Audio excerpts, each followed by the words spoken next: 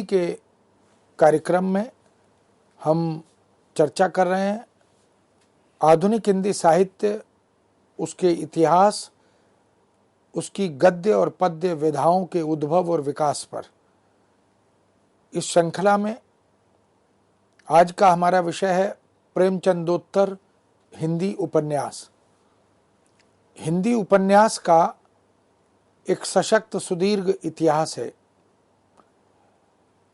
हम जानते हैं कि हिंदी साहित्य के 1100 वर्ष के इतिहास में लगभग 1000 वर्ष कविता के इतिहास का समय है और आधुनिक युग के शुभारंभ के पश्चात कविता के साथ साथ गद्य और गद्य की अनेक विधाओं का भी उद्भव हुआ। इसीलिए आधुनिक हिंदी साहित्य को गद्य काल भी कहा गया। गद्य की एक सशक्त विधा उपन्यास भी है, जो कि बहुत लोकप्रिय विधा है। जन सामान्य में, साहित्यिक अभिरुचि से संपन्न समुदाय में अनेक प्रकार के उपन्यास, उनकी पठनीयता, उनकी लोकप्रियता, ये हम देख सकते हैं। रचनाकारों ने, उपन्यासकारों ने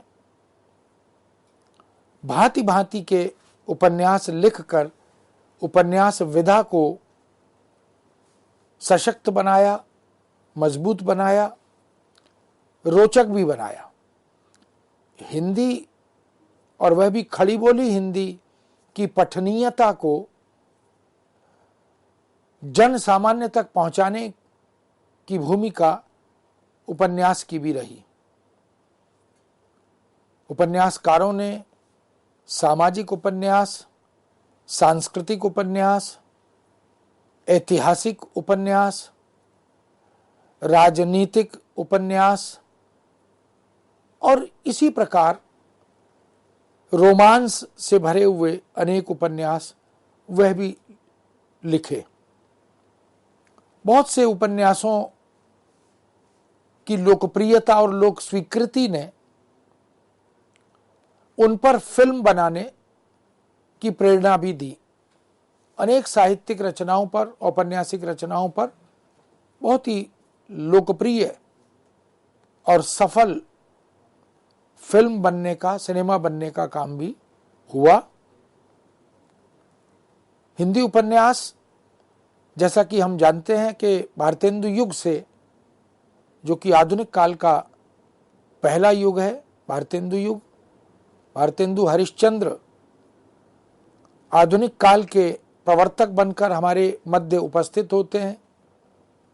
उन्होंने गद्य और पद्य में न केवल स्वयं सशक्त लेखन किया, अपितु अनेक युगीन रचनाकारों को, अपने भारतेंदु मंडल के लेखकों और कवियों को प्रेरित किया, उनका मार्ग प्रशस्त किया, उन्हें गद्य की अनेक विधाओं की ओर उन्मुख किया।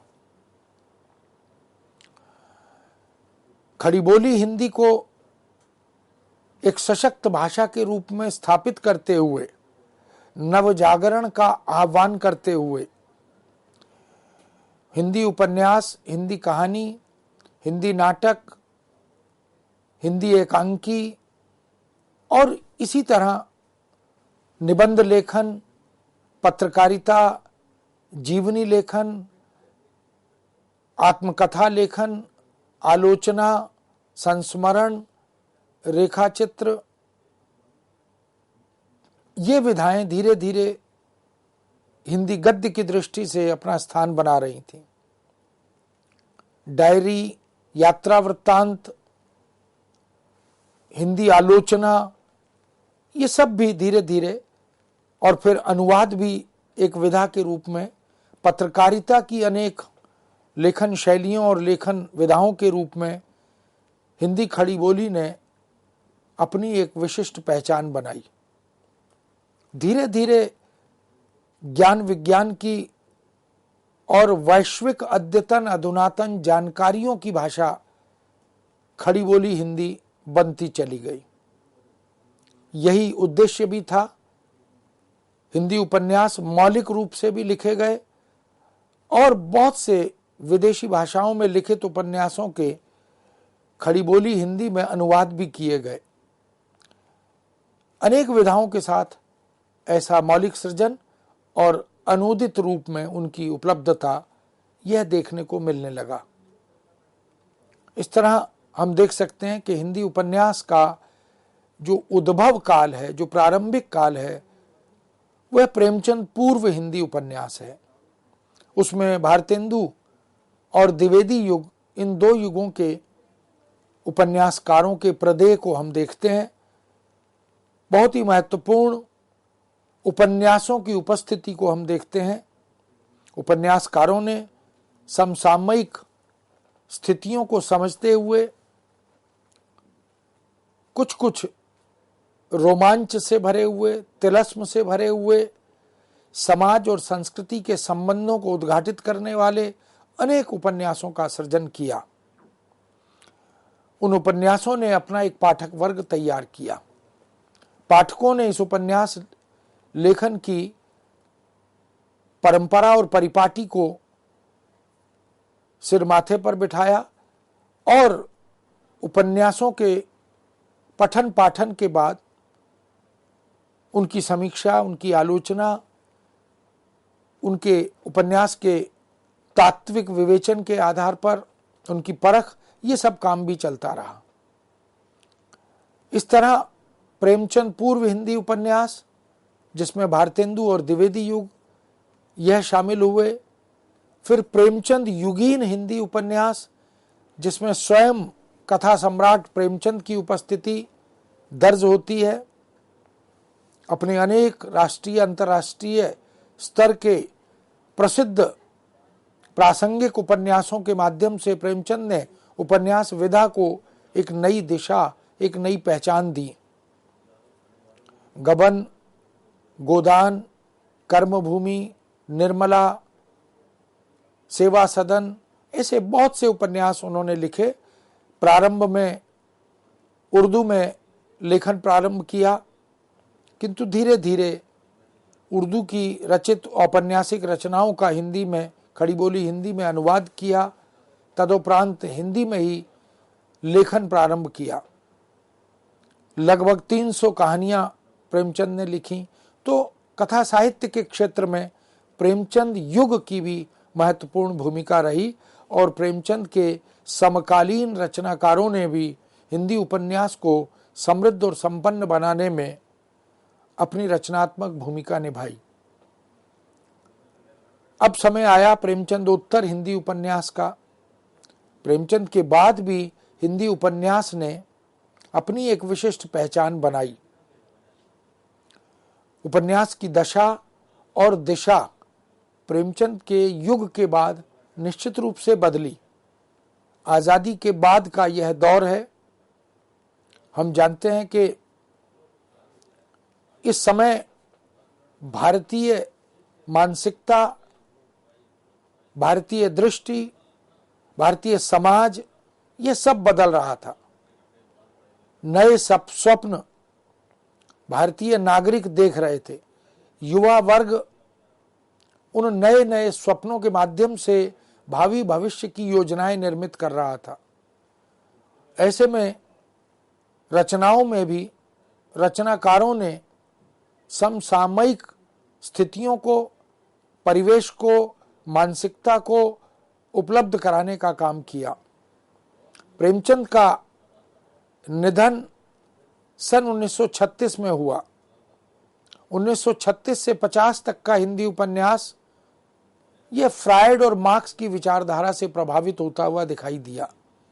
हिंदी कविता में भी हम देख सकते हैं कि छायावाद के बाद की जो हिंदी कविता है, प्रयोगवाद, प्रगतिवाद, नई कविता, उसमें भी हमें फ्रायड और युंग के, कार्ल मार्क्स के वैचारिक प्रभाव को उपलब्ध होते हुए देखा है, हम देख सकते हैं।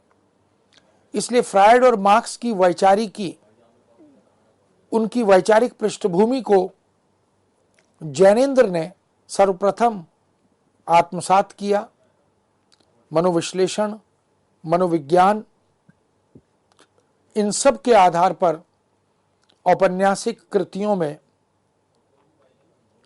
फ्रायड और युंग आदि का, कार्ल मार्क्स आदि का जो प्रभाव था वो जैनेन्द्र की औपन्यासिक और कथात्मक रचनाओं में स्पष्ट रूप से दिखाई देने लगा।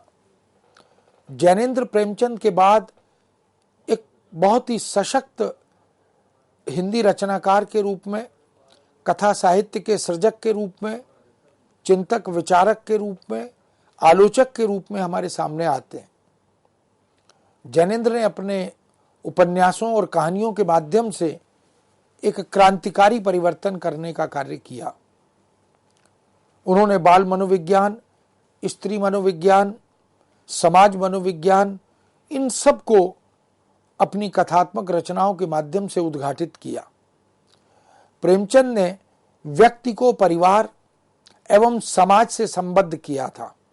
उनकी कहानियों और उपन्यासों में व्यक्ति और समाज का, व्यक्ति और परिवार का एक रिश्ता वह प्रकट होता था। उसमें विलय होकर, उससे समझौता करके चलने का मार्ग प्रेमचंद ने अपनी रचनात्मक धर्मिता से, रचना धर्मिता से प्रशस्त किया था।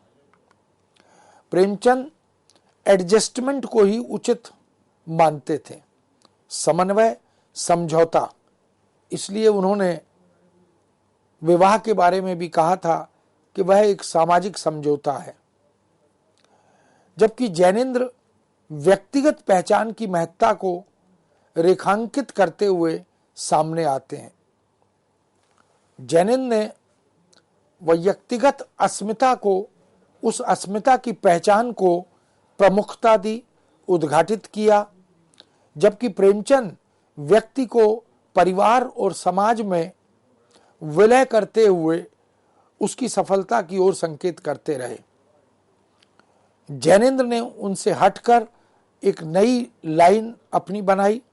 समाज में व्यक्ति की खोई हुई पहचान को, उसकी निजी अस्मिता को बखूबी उभारने का काम जैनेन्द्र ने अपनी कथात्मक और औपन्यासिक रचनाओं में उनके पात्रों के माध्यम से किया था।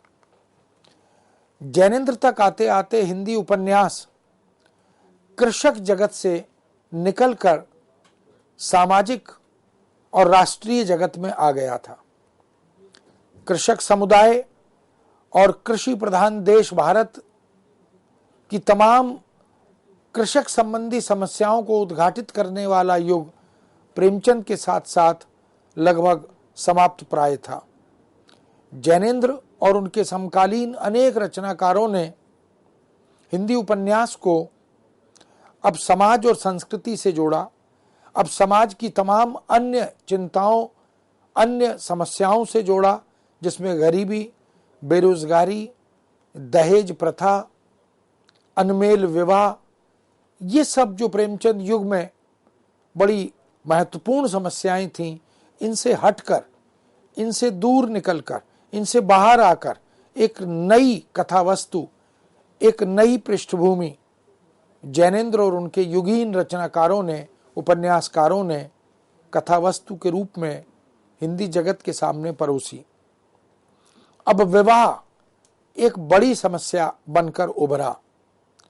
इस युग के जैनेन्द्र और जैनेन्द्र के समकालीन रचनाकारों ने विवाह जैसी समस्या को उद्घाटित किया और उससे पैदा होने वाली अनमेल विवाह, विधवा विवाह या धनाभाव में किए गए विवाह, दहेज की समस्याओं आदि से उत्पन्न चुनौतियों को प्रस्तुत करने वाले विवाह, इन सब से रचनाओं को जोड़ा। रूढ़ियों, प्राचीन पारंपरिक संस्कार मुक्ति के मार्ग में जो बनने वाली बाधाएं हैं, उनको उद्घाटित करने का काम अब इस युग के रचनाकारों ने प्रारंभ किया।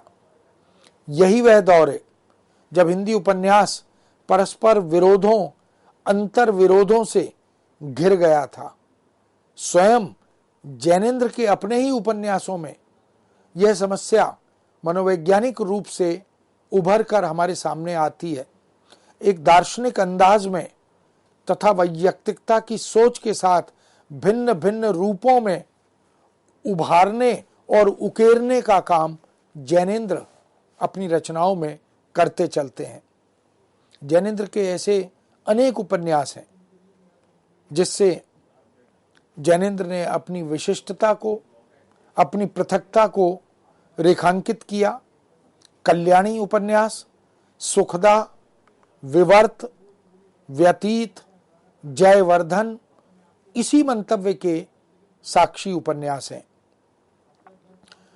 प्रेमचंद की मृत्यु और उनके बाद के उपन्यास साहित्य की बदलती दशा और दिशा पर प्रसिद्ध समालोचिका डॉक्टर सावित्री सिन्हा ने यह लिखा भी है कि यह घटना तो केवल एक संयोग में धुरी बन गई। सच्चाई तो यह है कि इस वर्ष के आसपास हिंदी उपन्यास में गहराइयों और बारीकियों की खोज आरंभ हो जाती है और व्यापक आयाम के आदर्श व्यामोह काल्पनिक ऊंचाइयों से उतरकर यथार्थ के ठोस धरातल की ओर अग्रसर होने लगते हैं। सावित्री सिन्हा ने इस बात की ओर ध्यानाकृष्ट किया कि उपन्यास अब केवल आदर्श कथा वस्तु के परिचायक नहीं रहे। प्रेमचंद भी अपने अंतिम दौर में आदर्शवाद से यथार्थवाद की ओर उन्मुख होते हुए दिखाई देने लगे थे। कफन कहानी, गोदान उपन्यास इन समस्त बिंदुओं की ओर हमारा ध्यान आकृष्ट करते हैं। यानी यथार्थ जो है वो अब हिंदी कथा रचना में स्थान पाने लगा था। जैनेन्द्र के नारी पात्रों में एक खास तरह का अंतर्द्वंद दिखाई देता है। एक तरफ तो वे सामाजिक मर्यादाओं को बचाना चाहते हैं, बरकरार रखना चाहते हैं, जबकि दूसरी तरफ वो अपने अस्तित्व की पहचान को पूरा महत्व देना चाहते हैं। परिणामतः इन पारंपरिक मूल्यों से, इन सामाजिक मर्यादाओं से उन्हें संघर्ष करना पड़ता है और अस्मिता की पहचान को रेखांकित करने के लिए वो बाकायदा इस अंतर्द्वंद से जूझते हुए दिखाई देते हैं। जैनेन्द्र के नारी पात्र आत्मयातना की ओर उन्मुख होते हुए दिखाई देते हैं। ये वास्तव में एक नई दृष्टि जैनेन्द्र के उपन्यासों के माध्यम से हमारे सामने आती है। ये पात्र आत्म प्रताड़ना की राह चुनते हैं। वे समाज को तोड़ना नहीं चाहते, इसलिए स्वयं को तोड़ते हैं। यह टूटन यहां स्पष्ट दिखाई देती है। त्यागपत्र उपन्यास, उस उपन्यास की नायिका मृणाल इस बात का प्रमाण है कि वह आत्म पीड़ा में ही सबके सुख की परिकल्पना करती चलती है। इन पात्रों की यह टूटन किसी अन्य व्यक्ति या समाज के लिए रचनात्मक सिद्ध नहीं होती, लेकिन उन्हें ऐसा प्रतीत होता है कि यह आत्मयातना, यह आत्मपीड़ा समाज के हित के लिए, लोक के कल्याण के लिए निश्चित रूप से उनके प्रदेय के रूप में देखी जाए। ईश्वर के प्रति भरोसा, उसके प्रति आस्था, धर्म, नीति आदि का दबाव इन पात्रों में दिखाई देता है। इस कदर दिखाई देता है कि ये न तो पारंपरिक राह अपना पाते हैं और न ही पूरी तरह आधुनिक बन पाते हैं। परंपरा से विलग होने की पीड़ा, पारंपरिक मूल्यों से दूर जाने की वेदना और दूसरी तरफ आधुनिक बनने और होने की एक ललक, इनके बीच में द्वंद्व जो पैदा होता है उससे जूझते हुए ये पात्र दिखाई देते हैं। प्रेमचंद के पश्चात जैनेन्द्र और जैनेन्द्र के साथ साथ अज्ञेय सच्चिदानंद हीरानंद वात्स्यायन अज्ञे, अज्ञे ने भी हिंदी उपन्यास को अंतर्मुखी बनाया। अब ये उपन्यास मन की गहराइयों में जाने वाले और ले जाने वाले बनने लगे। जैनेन्द्र की तरह अज्ञे भी मनोविश्लेषण, मनोविज्ञान, पात्रों के माध्यम से, कथा वस्तु के माध्यम से, भाषा शैली के माध्यम से वो इस तरह का एक ताना बाना बुनते हैं कि मनुष्य के जो द्वंद्व हैं वो द्वंद्व उद्घाटित होते हैं। अब उपन्यास सामाजिक जीवन के पक्षधर होने के साथ साथ समाजवादी दृष्टि के पक्षधर भी दिखाई देने लगते हैं।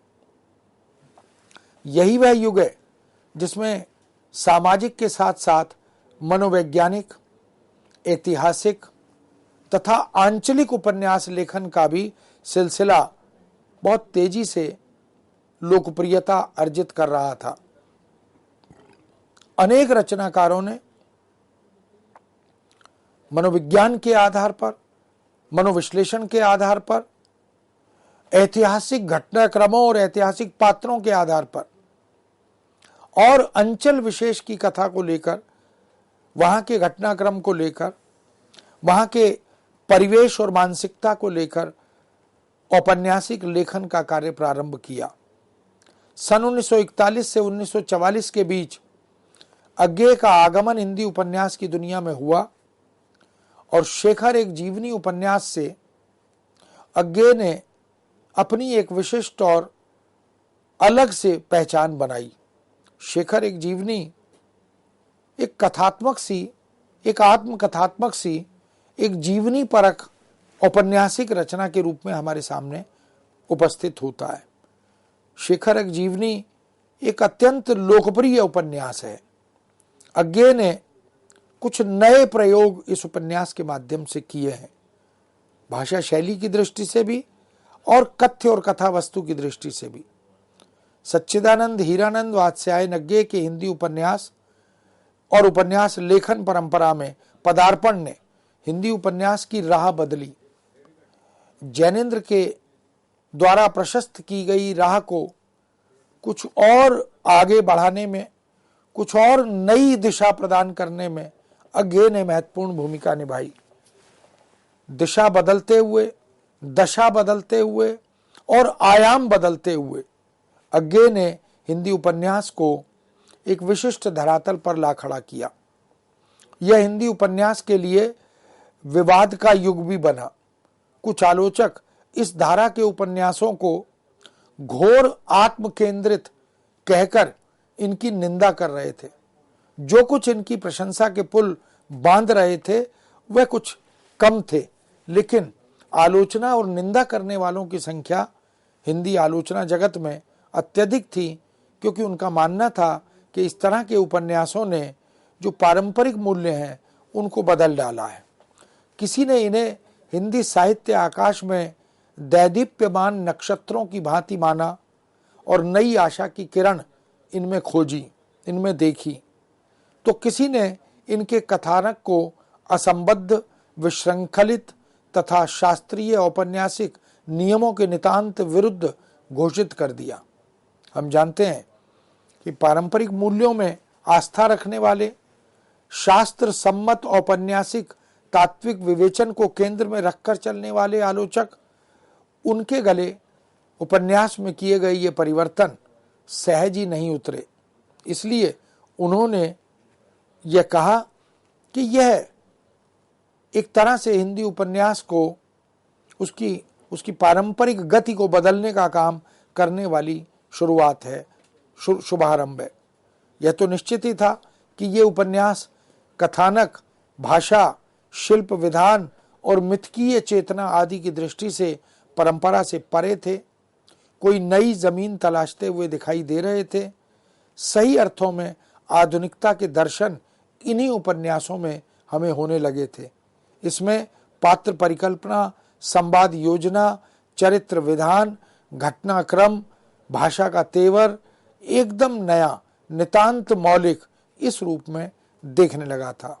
इसलिए मित्रों, यह जो युग है, इसके प्रथम चरण में हमने देखा कि जैनेन्द्र और सच्चिदानंद हीरानंद वात्स्यायन अज्ञे ने हिंदी उपन्यास को एक नए आयाम, एक नई दिशा, एक नई दृष्टि प्रदान करने का कार्य किया और निश्चित ही उससे उपन्यास की कथा वस्तु बदली, पात्र योजना बदली, संवाद व्यवस्था बदली, भाषा शैली बदली और कुल मिलाकर उद्देश्य भी बदले।